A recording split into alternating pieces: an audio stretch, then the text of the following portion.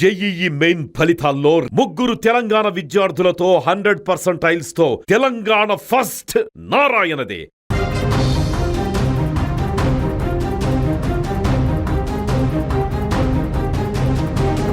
ప్రధాని మోదీ అంటేనే ఒక సంచలనం. ఆయన తీసుకునే ప్రతి నిర్ణయం వెనుక ఒక బలమైన సందేశం ఉంటుంది. తాజాగా దేశ రాజధాని ఢిల్లీ వీధుల్లో ప్రధాని మోదీ ప్రయాణించిన తీరు ఇప్పుడు దేశవ్యాప్తంగా హాట్ టాపిక్గా మారింది. సాధారణంగా దేశ ప్రధాని కాన్వాయ్ అంటే డజన్ల కొద్దీ బుల్లెట్ ప్రూఫ్ వాహనాలు, అంబులెన్స్, జామింగ్ పరికరాలు ఉన్న వాహనాలు, ఇలా పదుల సంఖ్యలో కార్లు బారులు తీరుతుంటాయి. కానీ తాజాగా మోదీ కేవలం 2 కార్ల మధ్య అతి తక్కువ సెక్యూరిటీ బలగాలతో ప్రయాణిస్తూ కనిపించడం ఇప్పుడు అందరినీ ఆశ్చర్యానికి గురిచేసింది. దీనికి సంబంధించిన వీడియోలు ఇప్పుడు సోషల్ మీడియాలో వైరల్గా మారాయి.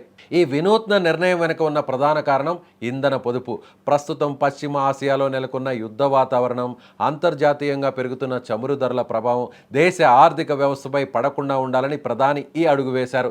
దేశం కోసం ప్రతి పౌరుడు ఇంధనాన్ని ఆదా చేయాలని, అనవసర ప్రయాణాలను తగ్గించుకోవాలని ఆయన ఇప్పటికే పిలుపునిచ్చారు. తాను చెప్పడమే కాదు, ఆచరించి చూపాలని నిర్ణయించుకున్న ప్రధాని తన కాన్వాయ్ను ఏకంగా 2 వాహనాలకు మాత్రమే కుదించేశారు. సాధారణంగా ప్రధాని భద్రత కోసం ఎస్పీజీ నిబంధనల ప్రకారం 15 నుంచి 20 వాహనాలు ఉండాలి.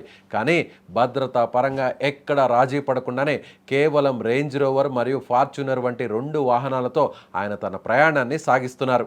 ఈ పొదుపు మంత్రం కేవలం ఢిల్లీకే పరిమితం కాలేదు. ఇటీవల గుజరాత్, అసోం మరియు హైదరాబాద్ పర్యటనలో కూడా ప్రధాని తన కాన్వాయ్ సైజును గణనీయంగా తగ్గించుకున్నారు. పెట్రోల్, డీజిల్ వాడకాన్ని తగ్గించి వీలైనంత వరకు ఎలక్ట్రిక్ వాహనాలను ప్రోత్సహించాలని ఆయన అధికారులకు సూచించారు.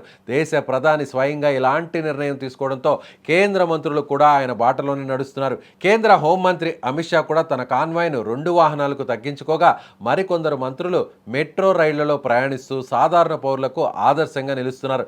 దేశ వనరులను కాపాడుకోవడంలో ప్రతి ఒక్కరూ భాగస్వాములు కావాలన్నదే ప్రధాని ఆశయం.